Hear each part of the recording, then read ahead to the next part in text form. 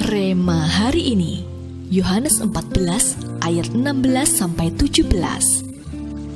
Aku akan minta kepada Bapa, dan Ia akan memberikan kepadamu seorang penolong yang lain, supaya Ia menyertai kamu selama-lamanya, yaitu Roh kebenaran. Dunia tidak dapat menerima Dia, sebab dunia tidak melihat Dia dan tidak mengenal Dia. Tetapi kamu mengenal Dia, sebab Ia menyertai kamu dan akan diam di dalam kamu.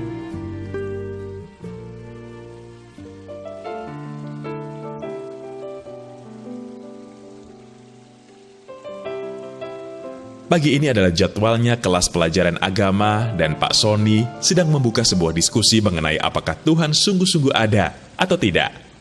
Roni berargumen, kalau memang Tuhan itu ada, di mana Dia waktu ayahku sakit keras? Kalau Dia ada, tentu saja ayahku bisa disembuhkan. Lalu Jenny menimpali, saya rasa memang Tuhan itu seperti dewa-dewa, hanya ada dalam dongeng-dongeng saja. Kalau benar ada, di mana Dia, mengapa saya tidak bisa melihatnya? Setiap orang di dalam kelas menyuarakan pendapatnya masing-masing. Ada yang yakin bahwa Tuhan itu ada, tetapi tidak sedikit juga yang meragukannya. Pak Sony akhirnya membuka suara dan bertanya, Jenny, apakah kamu memiliki otak?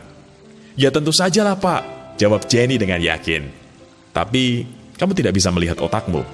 Bagaimana kamu bisa percaya kamu punya otak? Tanya Pak Sony lagi. Seisi kelas pun mulai terdiam. Ilmu medis yang mengatakannya Pak, banyak buku-buku ilmiah di luar sana, ujar Jenny. Pak Sony pun tersenyum lalu berkata, yang menulis buku-buku itu pun belum pernah melihat ataupun memegang otaknya sendiri. Namun kamu bisa mempercayainya. Padahal Alkitab ditulis oleh orang-orang yang pernah berinteraksi langsung dengan Tuhan. Tetapi mengapa kalian tidak bisa mempercayainya? Berapa banyak di antara kita yang masih seperti Roni dan Jenny? Kita seringkali meragukan keberadaan Tuhan dan Roh Kudus hanya karena kita tidak bisa melihatnya. Hari ini, kita diingatkan bahwa sekalipun tidak terlihat, Roh Kudus itu hidup dan berkuasa.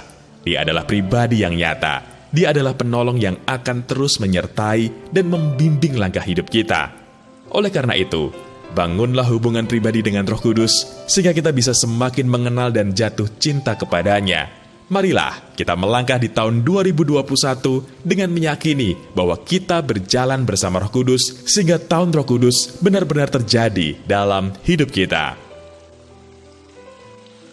Apakah Anda mempercayai bahwa Roh Kudus itu sungguh-sungguh ada, hidup, dan berkuasa? Mengapa demikian? Menurut Anda, mengapa kita harus mempercayai bahwa Roh Kudus itu ada dan berkuasa? Apakah Anda memiliki pengalaman pribadi Anda dengan Roh Kudus? Tuliskanlah.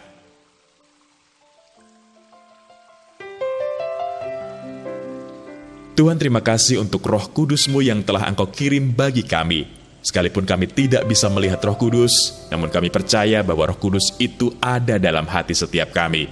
Dan biarlah kuasa Roh Kudus-Mu dinyatakan senantiasa dalam hidup kami, sehingga kami bisa menjadi saksi-Mu bagi orang-orang di sekeliling kami. Terima kasih Tuhan. Di dalam nama Tuhan Yesus, kami berdoa. Amin. Walaupun tidak terlihat, tetapi Roh Kudus itu nyata ada, hidup, dan berkuasa.